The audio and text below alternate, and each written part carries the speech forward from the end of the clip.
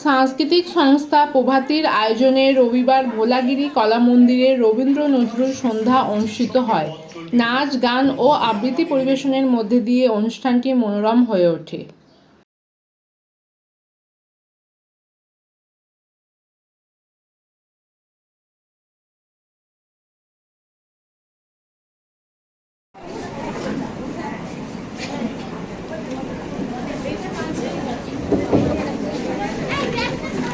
শিলা দাস পুষ্প তুলে দিলেন।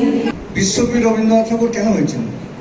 কে তিনি? না তিনি গল্পে, কবিতায়, নৃত্যে, এই সমস্ত অনুষ্ঠানের সঙ্গে জড়িত শুধু ভারতবর্ষ না, বাংলাদেশ না। তিনি তার যে লিপি, তার যে ছন্দ, তিনি যে ছন্দে চলতেন আর কি, সেগুলো আমাদেরকে বোধ হয় দুঃখের মধ্যে সুখ এনে দেয়, বিষাদের মধ্যে আনন্দ এনে দেয় এবং অশান্তির মধ্যে শান্তি এনে দেয়। ক্লান্ত হলে আমরা বিশ্রাম নিই। এই হচ্ছে আমরা তাকে সেই জন্যে তিনি কেন অর্গানাইজেশনটা বহুদিন ধরে এদেরকে চিনি। এরা কিন্তু সত্যিকারই আমাদের চারপাশকে, সমাজকে একদম সুপ্রভাত জানায়। আক্ষরিক অর্থেই এরা সুপ্রভাত। আপনি ঠিক কার, সে প্রশ্নের উত্তর আজও বাঙালি দিতে পারেনি। দাদামশাই ভাবতেন আপনি গোড়ার রচয়িতা, তাই আপনি তার। বাবা ভাবতেন আপনি বানিয়েছেন শ্রীনিকেতন, তাই আপনি তার। মা ভাবেন আপনার সুরেই তো বেজে উঠেছিল মোর বীণা ওঠে কোন সুরে বাজে। মা ভেবেছিল আপনি তার।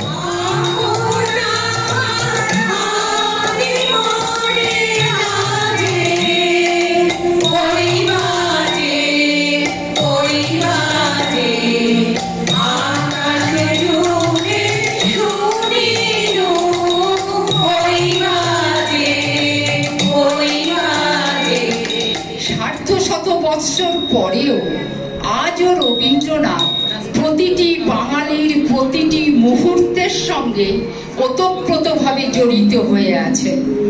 রবীন্দ্রনাথকে ছাড়া আমরা যেন কোনোভাবেই আমাদের সুখ, দুঃখ, আনন্দের অনুভূতিগুলো প্রকাশ করতে পারি না।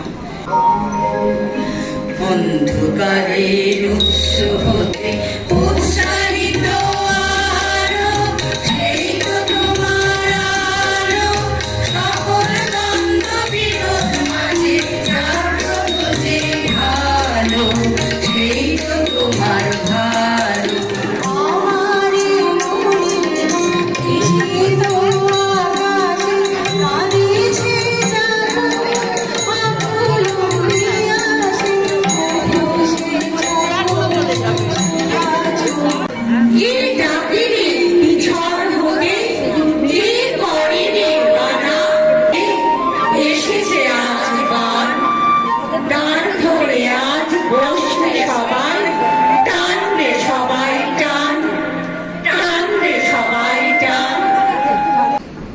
দুর্বল নারী হয়ে ওঠে চিত্রাঙ্গদা।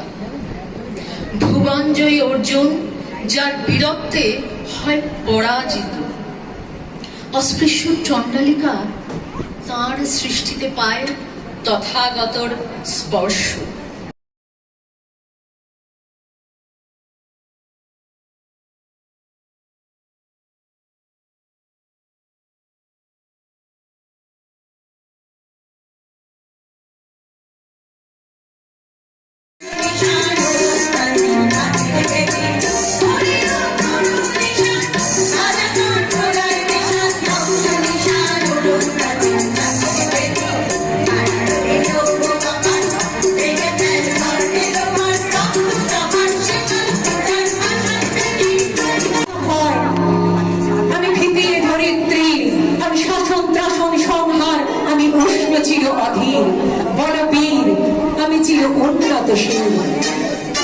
আমি সন্ন্যাসী সুরসৈনিক, আমি যুবরাজ মহারাজ বীরসৈনিক, আমি বেদুইন, আমি চেঙ্গিস, আমি আপনার ছাড়া করিনি তাহারি কুর্নিশ, আমি বজ্র, আমি ঈশানে বিষানে হুঙ্কার, আমি ইসরাফিলের শিকার মহাহুঙ্কার।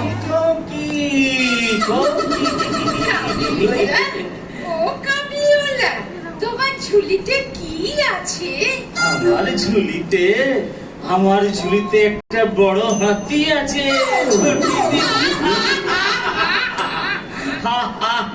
খকি, তুমি শ্বশুর বাড়ি যাবে? তুমি তোমার শ্বশুর বাড়ি কবে যাবে কাবলিওয়ালা? আমি শ্বশুরকে মারবে। আ